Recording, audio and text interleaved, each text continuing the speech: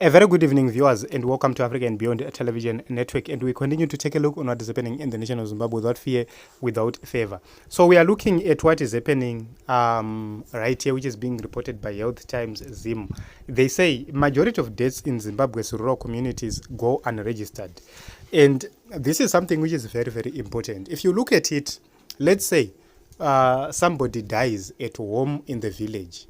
What happens usually is that villagers do not want to incur costs of transporting that person to a mortuary, which will be 100 kilometers or more away from the village.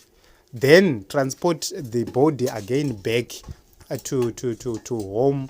So to avoid all that, to avoid the issues of post-mortem whatsoever, what they will do is somebody will die at home, and if that person was sick, or if that is not a murder case, usually the village head and other leaders will simply gather relatives and everyone else. They'll gather around, arrange for the funeral, bury their beloved one, and it just ends like that. So they are not registered because if eventually you want to register for a death certificate, the process is complex also. So that is the biggest problem which we have right here in the nation of Zimbabwe. So if the government was serious, they could have simply dealt with this issue. For example, there are people who give birth at home, in their homes, in the villages.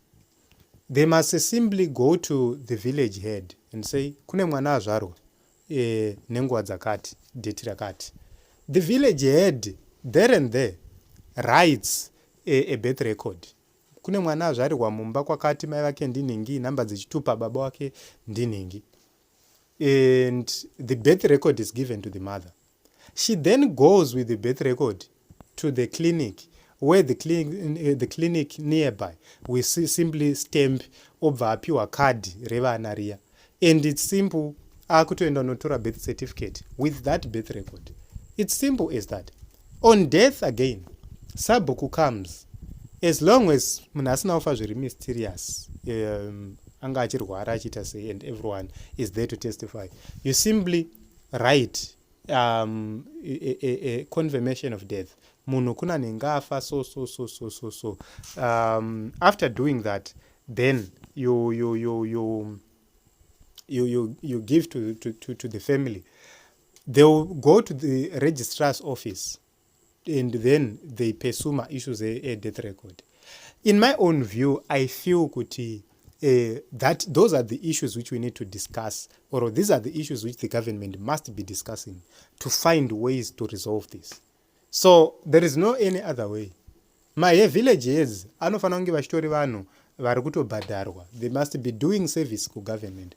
I have said my village heads nema secretaries avo, they must have competent secretaries anotoemployiwa by the government, vanobatsira in terms of developing my budgets. Budget inofana kunge ichitoinvolve village head, because ndiye akagara nevanhu vasina chikoro, vasina mvura, vasina chipatara, vasina chii, so that they address their real concerns. Ndiye akagara nevanhu vari kurara nenzara, mawidows ndiye anawo, vanhu vakachembera ndiye anawo. They write all those issues. After doing so, the budget comes from the village. Okay, household neimwe inodya zvakaita sei, yakamira sei. Then it goes to the ward councillor together nemavidiko ake. They come up with a budget. Then from there it goes to the constituents, MP and everyone else.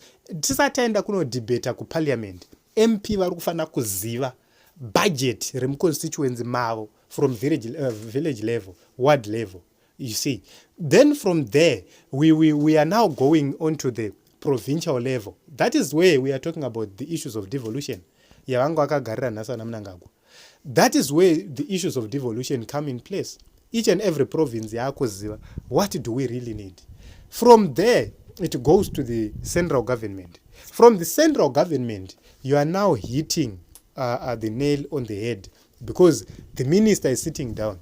Province yakamira sei, iyi province yakamira sei, at constituency level zvakamira sei, wakutoona, wakutobatanidza metsi dzako, and you have raw data, which means when you are allocating resources, uri allocate uziva kuti kumasvingo kunoda chii, kwakati kunoda chii, kwakati kunoda chii.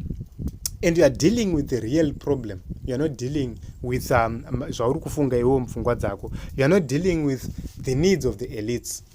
You are really addressing the problems as they are. You now need know kuti alright, ku education chiri kuda kufandwa chaizvo chaizvo chii, ku health chiri kuda kufandwa chaizvo chaizvo chii, ko kumvura chiri kuda kufandwa chii.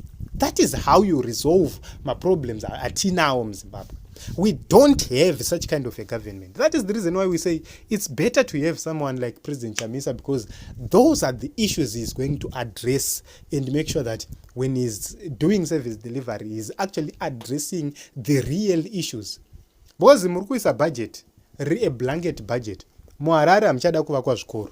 Mune zvaakuda kuingoramba muchiimprova zviripo, but kumusha kuruda kutovakwa zvikoro from zero, which means you have to put more resources kuruda kunovakwa from zero. You see, so that is the reason why we always have problems, because we just have a blanket budget. Munhu akagaramba kwake akagara ari minister achitobatsirwa nemukadzi wake nevana, toisa mari kuhealth, toisa mari kwakati, toisa mari. And then kwouya maconsultations acho ari kuitirwa kure nevanhu. Just a few people will attend those consultations. Dai maconsultations iwayo maita zvinhu zvatiri kutaura izvi, people who have their consultative meeting village level and everything else zvorekodwa zvoenda uko, then you know ma-issues evanhu. When you are addressing these issues, you have addressed the real issues. So I believe it's a very, very complex matter, and because of incompetence, these issues will not be addressed.